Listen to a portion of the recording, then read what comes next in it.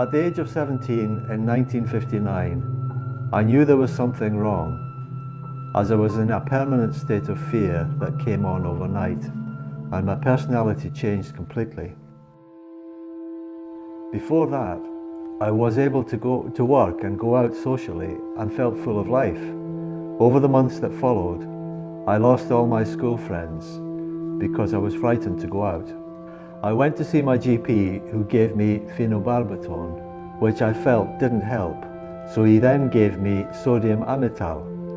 After a few weeks of taking these drugs, I went back to feeling no improvement. He then asked me to see the psychiatrist at the Birchwood Hospital, who then asked me to go to Craigdonane Hospital.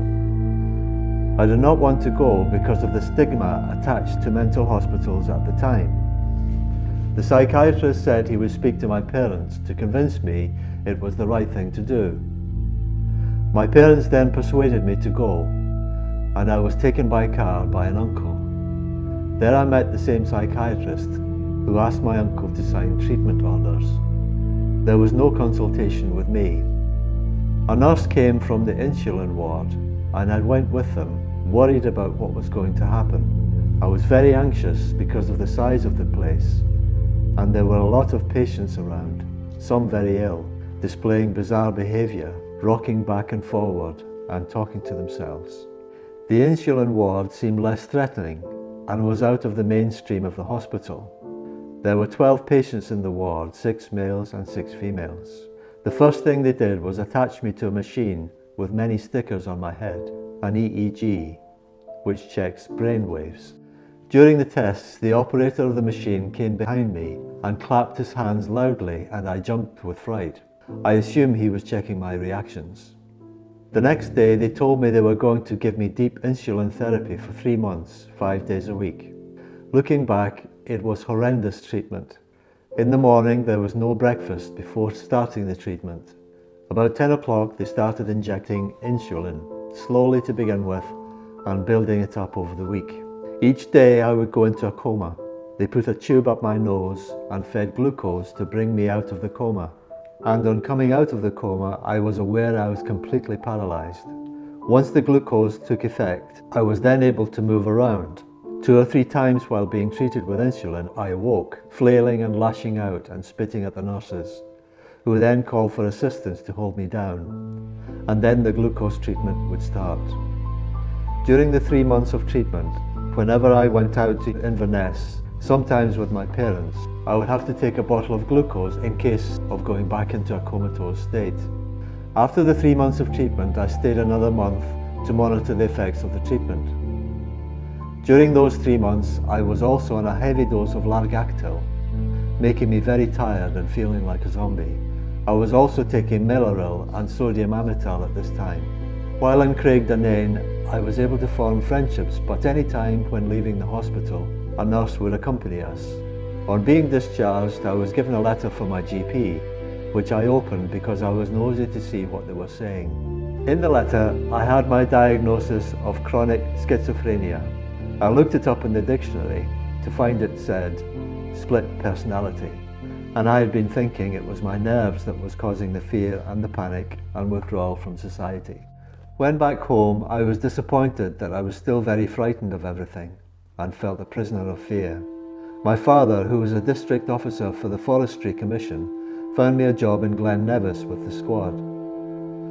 This involved tree felling, fencing, draining, working with the horses to drag the wood, and planting.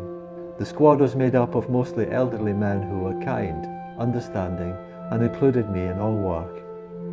If working alone, I would find myself thinking there were people watching me from behind the trees, and sometimes run down the hill in panic to get away from them. During this time, I was attending regular appointments with the psychiatrist, who suggested that I come back into Craigdonane for further treatment.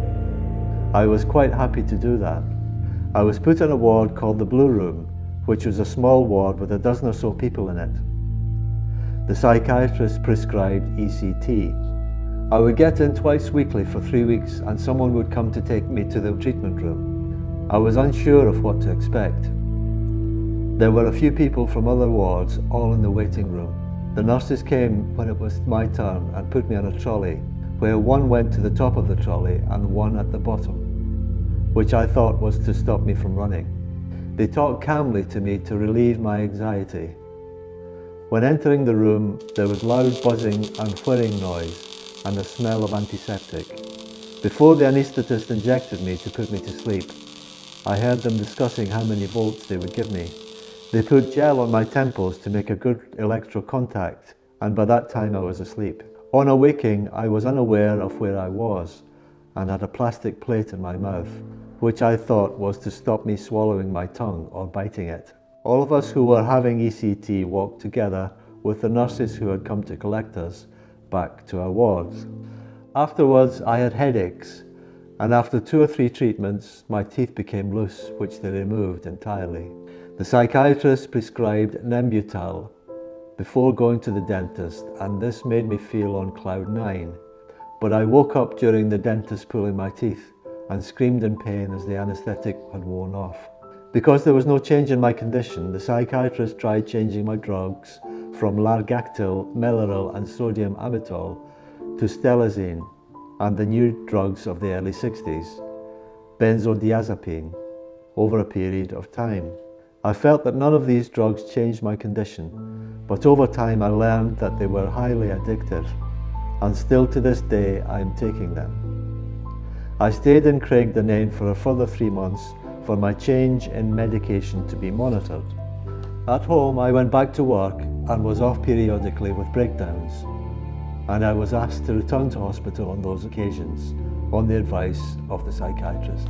Although it was voluntary, I usually went because I was suicidal because of no improvement in my condition. The hopes of the therapies curing me had gone, and I was despondent. On some occasions I had overdosed on the prescription drugs and was taken into the Birchwood Hospital, where they would pump my stomach and give me a charcoal drink. On one occasion I was given what was thought to be lorazepam, as I had been on it for 5 years, and 2 days later I began to feel withdrawal symptoms, as I was familiar with the symptoms having suffered before. I was dizzy and took my pulse, and it was 160 per minute, so contacted the GP, who came out and immediately phoned for an ambulance to the Birchwood Hospital.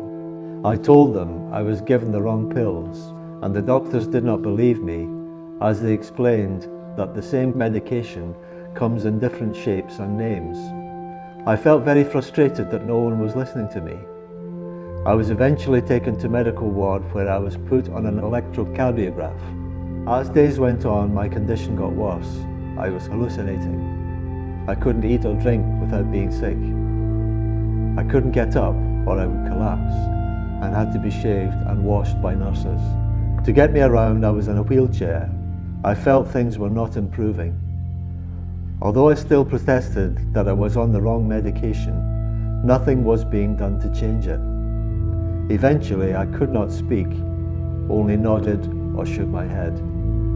My sister and her husband, when visiting, thought I'd had a stroke. Doctors seemed to be mystified. I was asked if I should go on chlorpromazine, to which I shook my head, saying no. Then it was put to me, will we try diazepam? And I nodded my approval, as I knew it would have the same effect as lorazepam. It was put in intravenously, and immediately I felt that I had come back from the brink of death. My whole body was swollen. Later I was given diazepam in tablet form, and felt I was getting back to normal, although felt very weak. This was the worst experience of my illness, as I felt no one ever believed me that I was given the wrong tablets, and this has never been acknowledged. On my next visit to my own GP, I told him I was given the wrong tablets, to which he replied, if you ever think that again, come to me immediately. This experience was over a period of a week.